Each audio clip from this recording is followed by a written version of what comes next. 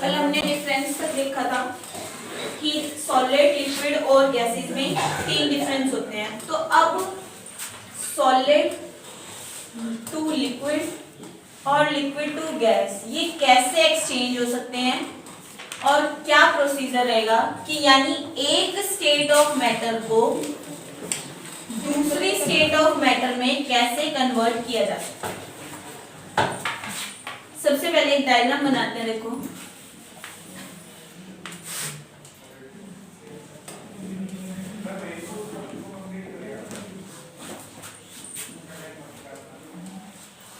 Solid से liquid जाने के लिए क्या देते हैं हम उसको, फॉर एग्जाम्पल आइस है, फिर वो वाटर बन गया और फिर वाटर वेपर।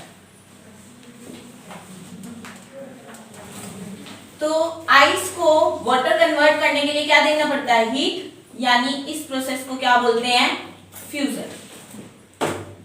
सेम ऐसे ही वाटर को वाटर वेपर्स बनाने के लिए क्या करना पड़ता है, वाटर को हीट करना पड़ता है।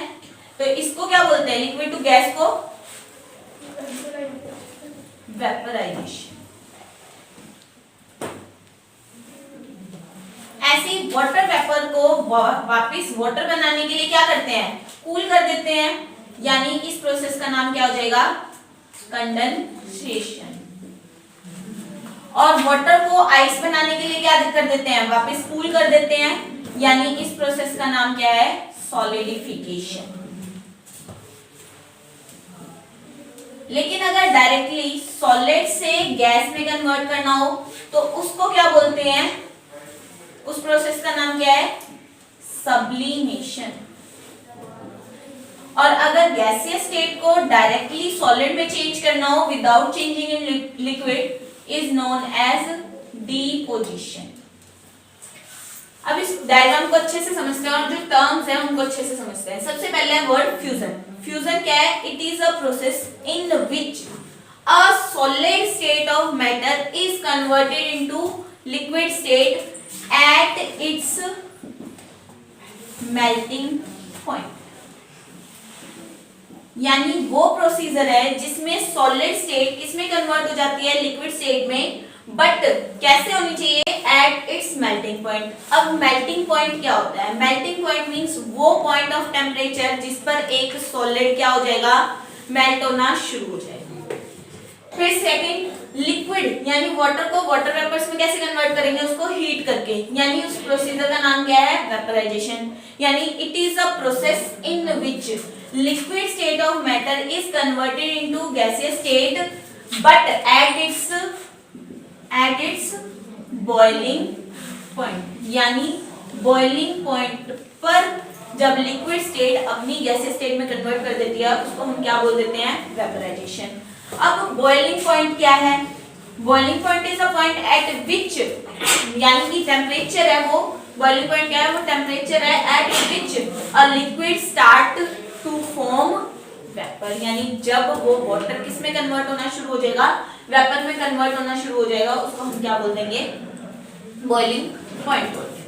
क्लियर है, फ्यूजन, वेपराइजेशन, मेल्टिंग पॉइंट और बॉइलिंग पॉइंट, 4 क्लियर है, कोई doubt.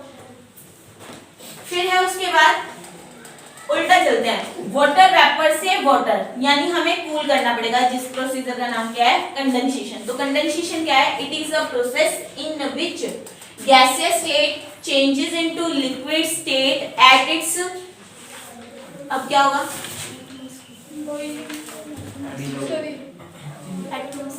At its atmospheric pressure. यानी एटमॉस्फेयर का जो भी प्रेशर अप्लाई होगा उसके बेसिस पर गैसियस स्टेट किसमें कन्वर्ट हो जाएगी, लिक्विड स्टेट। अब एटमॉस्फेयर कैसे प्रेशर देगा, हमने कल पढ़ा था कि जो पार्टिकल्स होते हैं वो हमेशा क्या करते रहते हैं, मूवमेंट करते रहते हैं, उनमें स्पेसेस होते हैं, तो कम कोई ज्यादा मूवमेंट करता है, कोई कम मूवमेंट करता है। Particles are continuously moving. अगर वो कंटिन्यूअसली मूव करते हैं तो जब एक स्टेट से दूसरी स्टेट में चेंज होगा तो उसके ऊपर क्या अप्लाई होगा, एटमॉस्फेरिक प्रेशर चेंज पड़ेगा, वही क्या है हमारा कंडेंसेशन प्रोसेस। अब लिक्विड यानी वाटर को आइस में कन्वर्ट करना है तो उसको जमाना पड़ेगा यानी सॉलिडिफाई करना पड़ेगा, यानी solidification. It is a process in which liquid state changes into solid state at its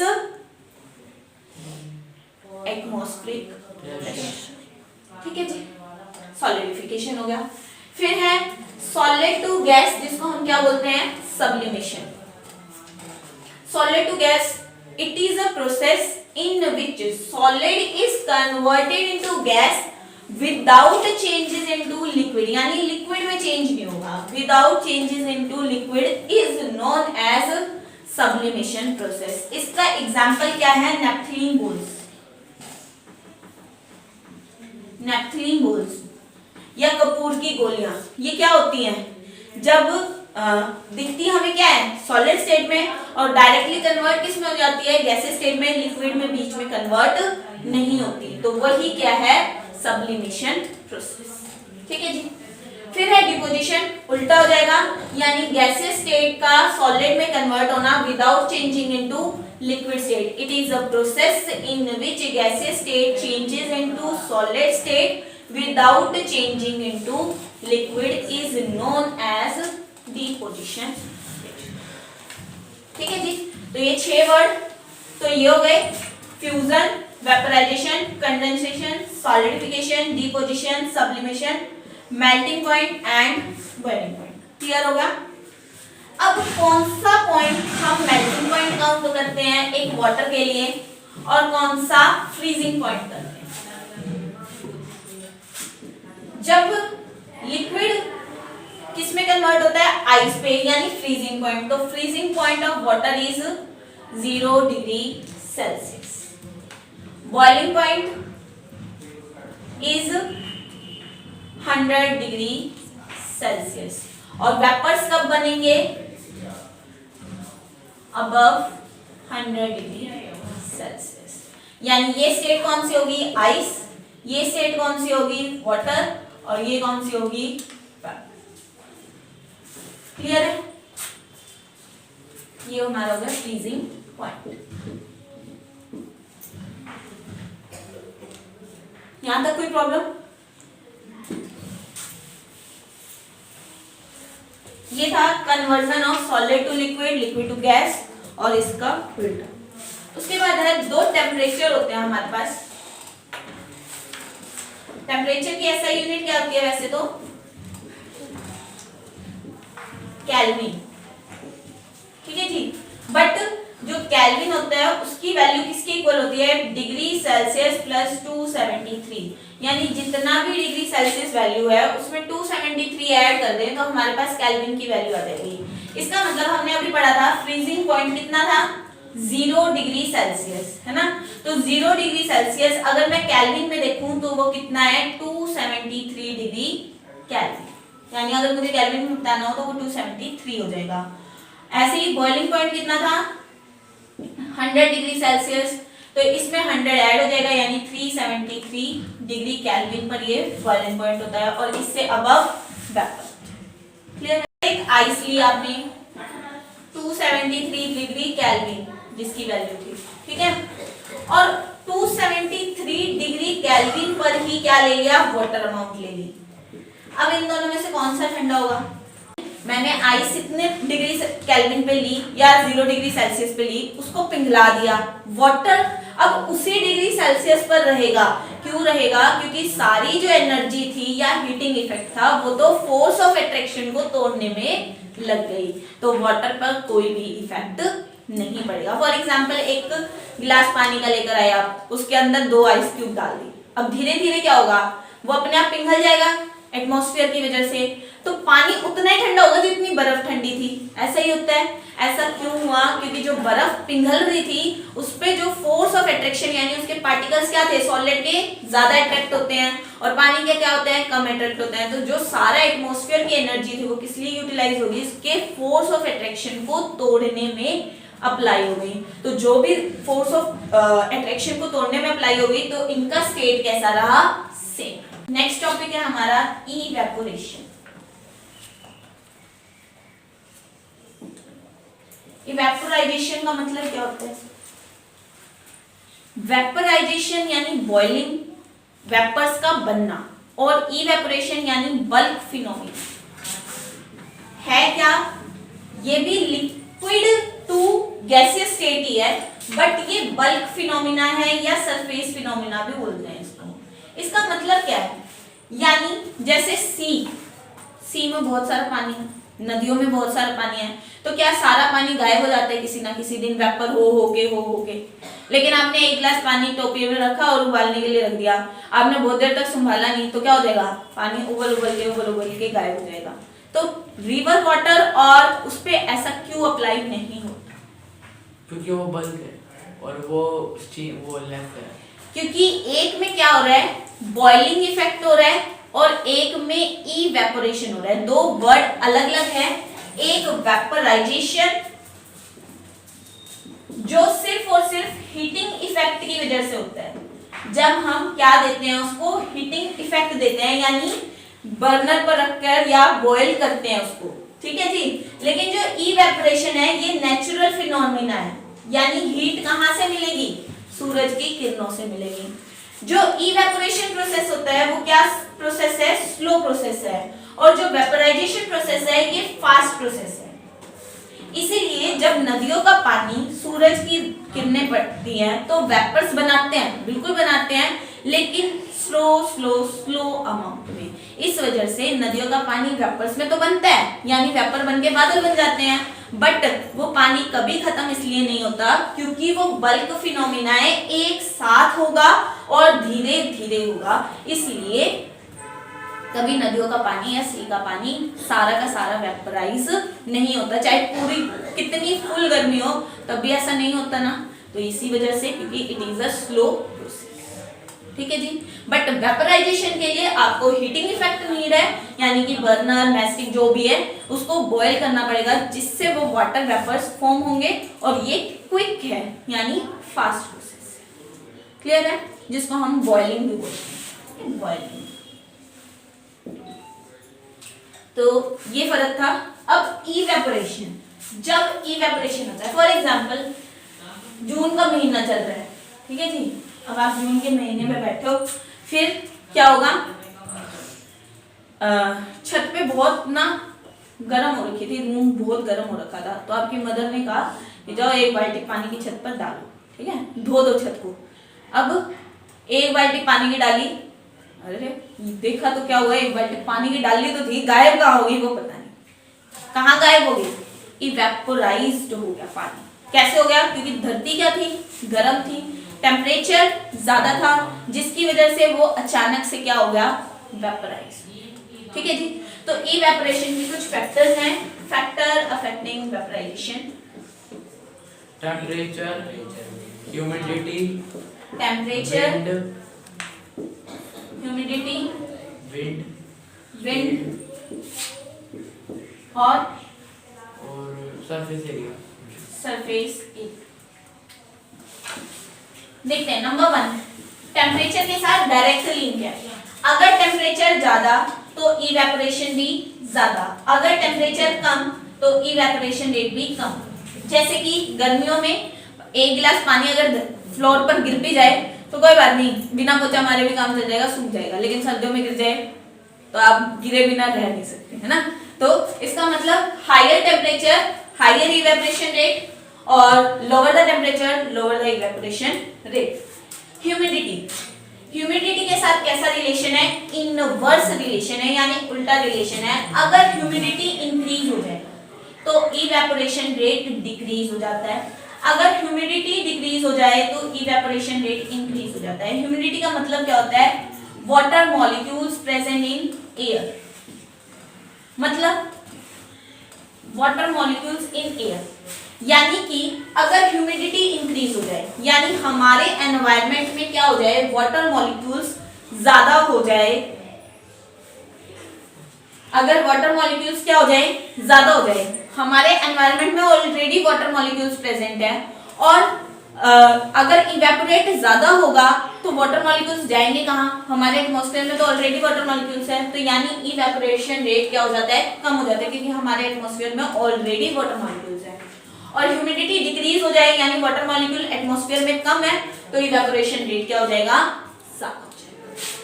third wind speed, इसके साथ डायरेक्ट रिलेशन है। विंड की स्पीड अगर ज्यादा हुई तो इवेपोरेशन रेट भी ज्यादा होगा, अगर विंड स्पीड कम हुई तो इवेपोरेशन रेट भी कम होगा। फॉर एग्जांपल अगर किसी दिन हवा चल रही है तो कपड़े जल्दी सूख जाते हैं, और क्यों? क्योंकि इवेपोरेशन रेट ज्यादा है। तो ठंडी वाला टेम्परेचर अप्लाई हो जाएगा, टेम्परेचर ज्यादा, इवेपोरेशन ज्यादा, टेम्परेचर कम कम तो ठंडी और टेम्परेचर तो कम होता है। हाँ, तो बिल्कुल, तो दोनों चीजें एक साथ इफेक्ट करेंगे, उसके साथ टेम्परेचर भी चेकआउट करेंगे और विंड स्पीड भी चेकआउट करेंगे। गर्मियों का मौसम है और वो भी है, विंड स्पीड भी है, तो बहुत जल्दी सूख जाएंगे कपड़े। लेकिन सर्दियों का मौसम है, यानी इवेपोरेशन रेट कम होगा, लेकिन विंड तेज चल रही है, तो बैलेंस हो जाएगा थोड़े नॉर्मल टाइम में। ठीक है, फिर है सरफेस एरिया। सरफेस एरिया के साथ भी डायरेक्ट रिलेशन है। अगर सरफेस एरिया ज्यादा तो इवेपोरेशन रेट ज्यादा, सरफेस एरिया कम तो इवेपोरेशन रेट भी कम। फॉर एग्जांपल, घर में दो बच्चे हैं, ठीक है, एक को कटोरी में दूध दिया गया, एक को गिलास में दूध दिया गया, तो कौन सबसे पहले खत्म कर देगा? कटोरी वाला। क्यों? क्योंकि कटोरी का नीचे से सरफेस एरिया क्या है? ज्यादा। दूध क्या हो जाएगा? ठंडा। दूध ठंडा हो जाएगा तो वो जल्दी जल्दी मिलेगा, यानी इवेपोरेशन रेट क्या होता है? ज्यादा। सरफेस एरिया ज्यादा तो इवेपोरेशन रेट ज्यादा, इवेपोरेशन होगा तो दूध ठंडा हो जाएगा। और अगर सरफेस एरिया कम, यानी गिलास का सरफेस एरिया कम था तो इवेपोरेशन रेट कम था, इसलिए वो अभी दूध गर्म। क्लियर? सो ये था आपका factors affecting evaporation. Last topic, how does evaporation causes cooling.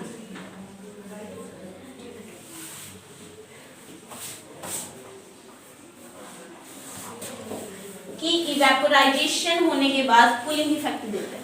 जैसे अभी मैंने बोला कि सरफेस एरिया ज्यादा था कटोरी का, तो इवेपोरेशन ज्यादा हो गया तो दूध ठंडा हो गया। अब दूध ठंडा क्यों हुआ? कूलिंग इफेक्ट क्यों दिया?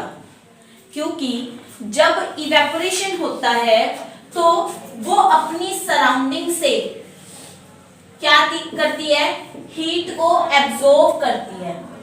अब कोई चीज हम अपनी एनवायरनमेंट से लेते हैं तो उसको रिटर्न में भी कुछ देना पड़ेगा।